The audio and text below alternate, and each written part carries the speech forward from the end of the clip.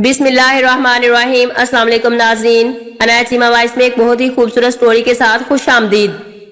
कुछ दिन पहले घर में मेहमान आए थे तो भाभी ने कहा कि फल और सब्जियां ले आओ। मैं बाहर निकला। हमसे थोड़े फासले पर सब्जी की बहुत बड़ी मार्केट जो एक माह पहले ही बनी है, मैंने उस मार्केट की जानिब रुख किया। ये मार्केट बनने से पहले ये सब्जी फरोशों का अड्डा हुआ करता था। सुबह सुबह सब्जी फरोश रेडी पर सब्जियां लाकर बेचा करते थे, मगर अब इन्हें ये जगह छोड़नी पड़ी तो उन्होंने रुख बदल लिया। यहाँ बस एक ही बुजुर्ग कभी कभी रेडी पर सब्जी बेचते नजर आते। आज इत्तेफाक की बात है कि जैसे ही मैं इस रेडी के करीब पहुंचा, भाई साहब की कॉल आ गई और मैंने वही कॉल रिसीव कर ली। भाई के पूछने पर मैंने बताया कि बस मार्केट से सब्जी लेकर घर जाता हूँ।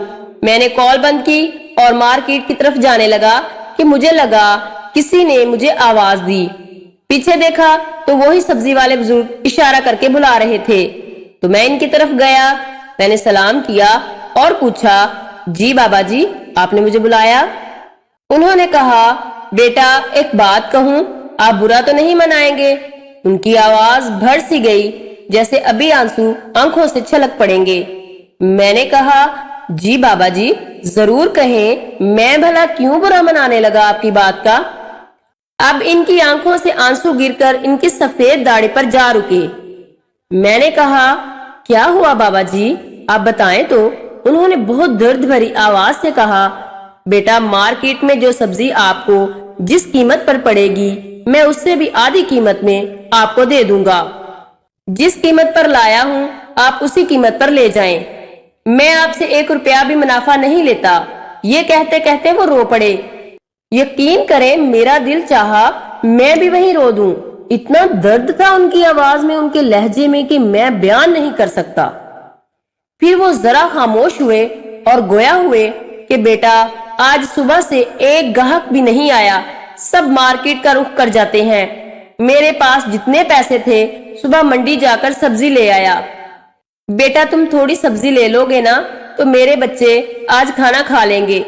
जितने भी पैसे तुम दो मैं ले लूंगा, वरना इन्हें फिर भूखा सोना पड़ेगा।